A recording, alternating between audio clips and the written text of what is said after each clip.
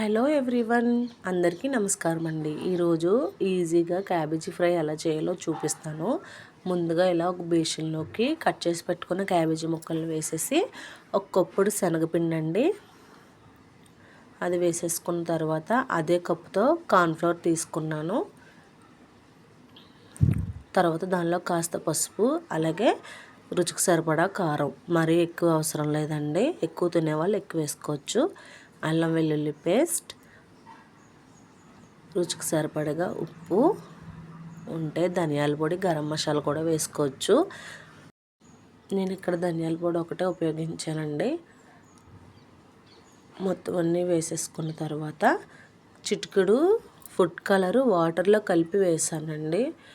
తర్వాత నార్మల్ వాటర్ని కొంచెం కొంచెంగా వేసుకుంటూ కలుపుకున్నాను.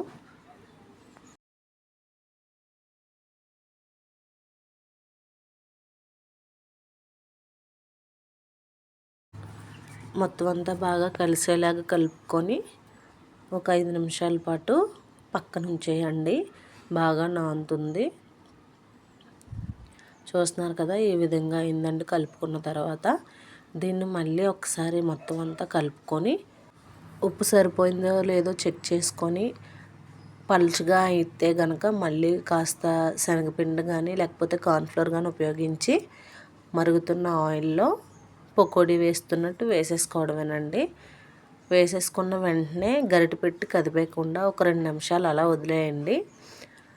తరువాత గరిటె పెట్టి కలుపుకుంటే ముక్క మొత్తం విడిపోకుండా నీట్గా వచ్చేస్తుందండి. ఫస్ట్ టైం ఇంట్లో చేసిన చాలా బాగా వచ్చింది. పిల్లలు కూడా చాలా ఇష్టంగా తిన్నారు. రెస్టారెంట్ స్టైల్లో రాకపోయినా ఏదో మనకంటూ నచ్చేలాగా ఉంటే సరిపోతుంది కదండి.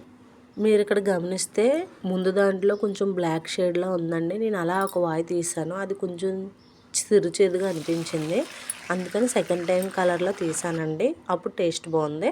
తర్వాత కాస్త కరివేపాకు, పచ్చిమిర్చి వేసి వేయించుకొని అందులో వేసేసుకున్నాను. అంతే అండి, చాలా ఈజీ.